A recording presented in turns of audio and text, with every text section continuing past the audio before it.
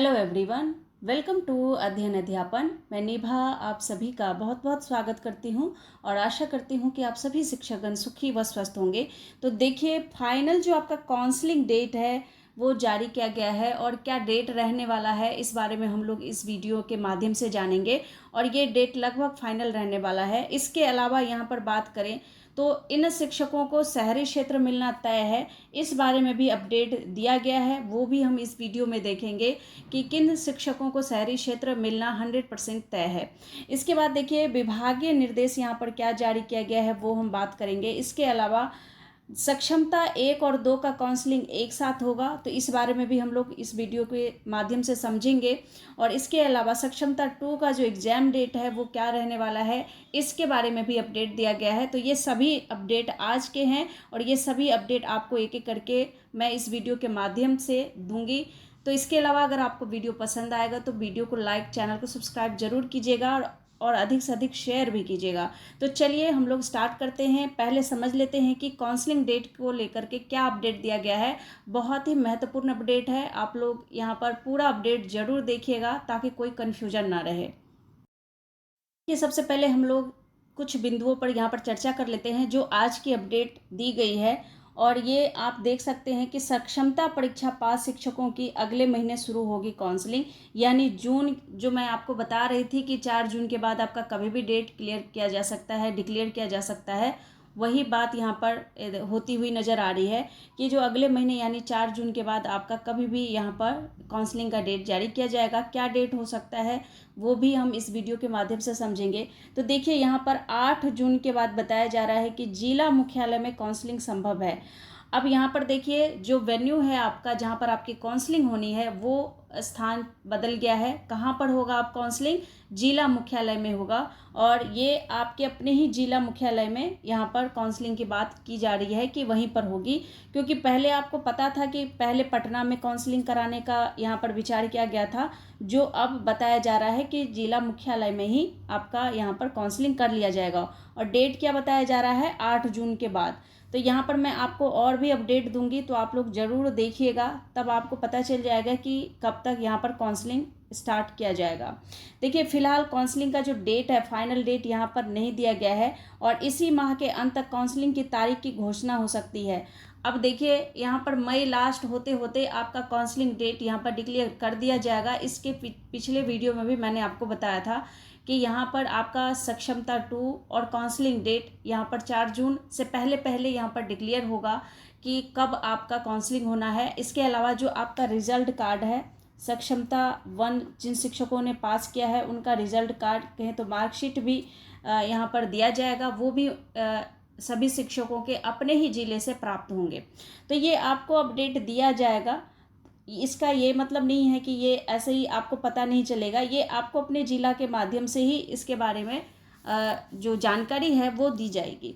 और यहाँ पर अगर कोई अपडेट आता है तो बिल्कुल मैं आप लोगों को सारे अपडेट यहाँ पर देती रहती हूँ। इसके अलावा देखिए, विभाग ने सभी डीईओ को तैयार करने का दिया निर्देश।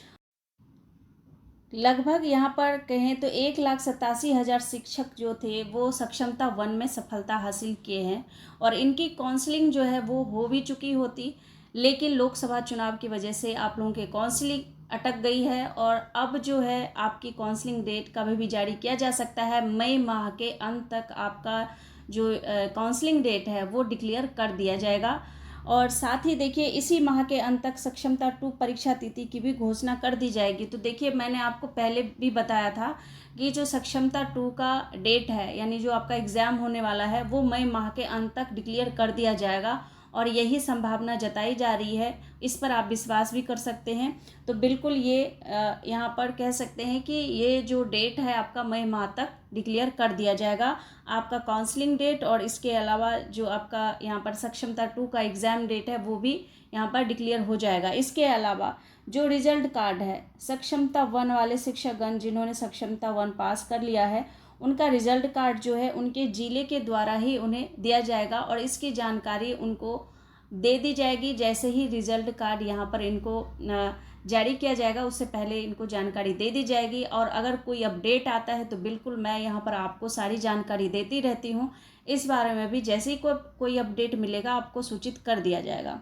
इसके बाद देखिए आपको सक्षमता 2 के बारे में भी पता चल गया है। इसके अलावा देखिए काउंसलिंग के बाद शिक्षा विभाग मुख्यालय से होगी पोस्टिंग। अब देखिए शिक्षा विभाग मुख्यालय से आप लोगों की पोस्टिंग होनी है। तो कुछ यहाँ पर कुछ जो चेंजेस है वो ये है कि जो आपका यहाँ पर काउंसलिंग होना था पटना में, वो अब वहाँ ना हो करके आप ही के ज़िले में काउंसलिंग की बात की जा रही है कि वहाँ पर होगी। और इसके बाद देखिए वेरिफिकेशन, जो आपका डॉक्यूमेंट वेरिफिकेशन है, मैंने आपको कई बार कहा है कि अगर कोई त्रुटि हो तो कृपया करके उसे सही करवा लें। और यहाँ पर अगर डॉक्यूमेंट में कोई गड़बड़ी होती है तो यहाँ पर कह दिया जाता है कि शिक्षक फर्जी है, क्योंकि बहुत सारे ऐसे शिक्षक हैं जिन्होंने गलत प्रमाण पत्र के साथ नियुक्ति पाई थी। ऐसे में सही शिक्षकों के साथ ऐसा कुछ ना हो, इसीलिए यहाँ पर मैं आप लोगों को बार बार याद दिलाती हूँ कि डॉक्यूमेंट में कोई गड़बड़ी है तो उसे सही करवा लें। इसके बाद देखिए यहाँ पर बताया जा रहा है कि वेरिफिकेशन के बाद जुलाई में सॉफ्टवेयर के जरिए होगी पोस्टिंग। जून में आपका यहाँ पर काउंसलिंग हो जाएगा, वेरिफिकेशन में टाइम लगेगा, इसीलिए आपकी जो पोस्टिंग है वो जुलाई माह में होगी। इसके अलावा शिक्षकों की संख्या अधिक होने से वेरिफिकेशन में ज़्यादा वक्त लगेगा। तो ये मैंने आपको बता दिया। कुल मिलाकर और क्या अपडेट है, बहुत ही महत्वपूर्ण अपडेट है, वो भी देख लीजिए।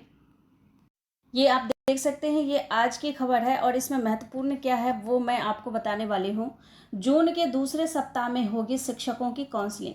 तो जून के दूसरे सप्ताह में काउंसलिंग की पूरी संभावना है। उससे पहले डेट डिक्लेयर कर दिया जाएगा। ये मई माह के अंत में या फिर जून स्टार्टिंग में आपका जो काउंसलिंग डेट है वो डिक्लेयर हो जाएगा। इसके बाद इसमें अब और कोई समय लगने वाला नहीं है। ये भी आप लोग अगर ये सोच रहे हैं कि ये बार बार ऐसी ही खबरें आ रही है, तो अब ये फाइनल है। अब किसी प्रकार का जो है बदलाव नहीं होगा। आप लोगों की काउंसलिंग जल्द से जल्द कराई जाएगी और इसमें पूरा शिक्षा विभाग जुड़ा हुआ है, सारे काम चल रहे हैं और उसे पूर्ण करने का जो यहाँ पर काम है वो हो रहा है। तो यहाँ पर आप देख सकते हैं जून के अंत तक सक्षमता परीक्षा उत्तीर्ण शिक्षकों का होगा पदस्थापना।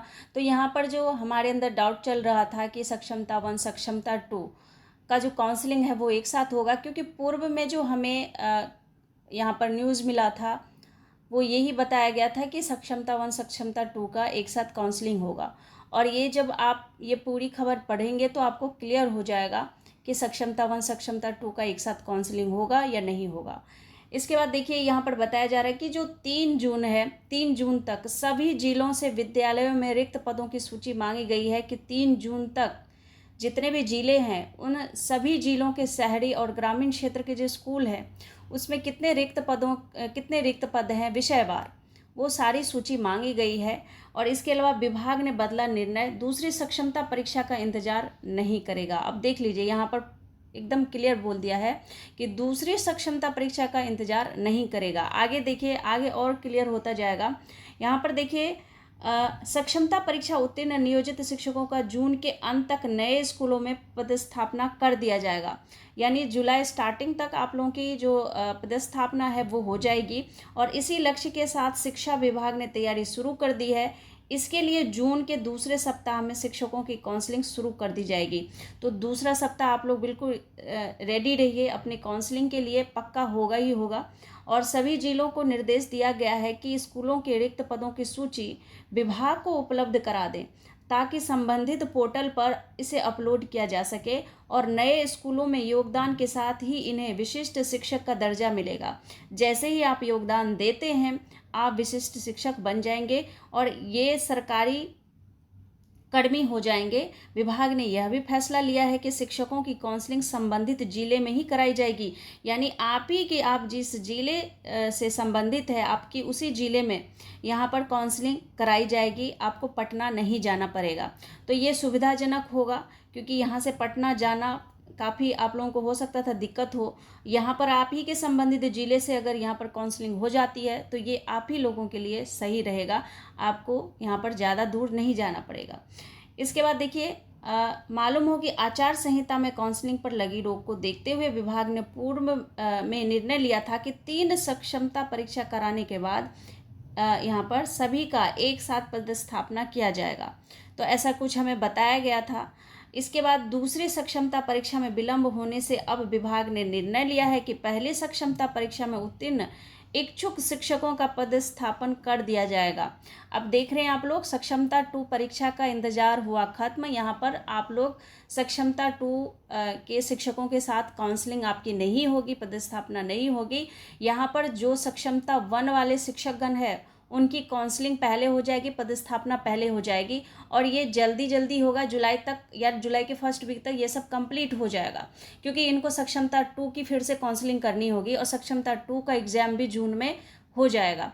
तो इस तरह से इनको ये काम, सक्षमता 1 वाले शिक्षकों का जो काम है ये जल्दी से जल्दी पूरा करेंगे।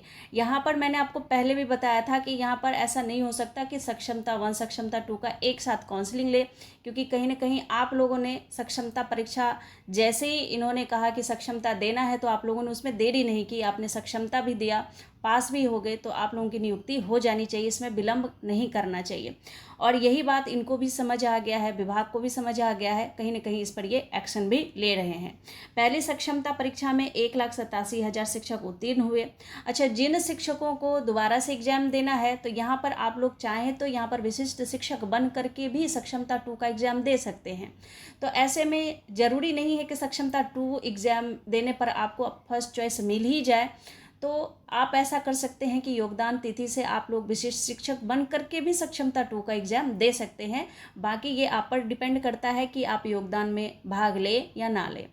इसके बाद देखिए, दूसरे और तीसरे चरण की सक्षमता परीक्षा के रिजल्ट आने के बाद उस पर अलग से विभाग, यहाँ पर अलग से फिर विभाग निर्णय लेगा। तो दूसरे और तीसरे चरण की सक्षमता रिजल्ट आने के बाद, आप समझ रहे हैं यहाँ पर दूसरे और तीसरे सक्षमता का, या यहाँ पर जो इशारा दिया जा रहा है कि दोनों का एक साथ फिर होगा, दूसरे और तीसरे का जो सक्षमता है वो एक साथ होगा। फिर यहाँ पर रिजल्ट के बाद जो काउंसलिंग है या फिर पदस्थापना है वो एक साथ लिया जाएगा, तो कहीं ना कहीं कंपटीशन हाई हो सकता है। तो यहाँ पर जिनका भी हो गया है सक्षमता 1 में, वो कृपया करके यहाँ पर आप अपना फ़ायदा ले सकते हैं। विभाग ने यह भी निर्णय लिया है कि सक्षमता परीक्षा में बेहतर अंक लाने वाले शिक्षकों को शहरी क्षेत्र के स्कूलों में पदस्थापित किया जाएगा। अब देख लीजिए, सक्षमता 1 वाले शिक्षकों का यहाँ पर जिनके भी अंक हाईएस्ट है उनको शहरी क्षेत्र दिया ही जाएगा, ये 100% तय है।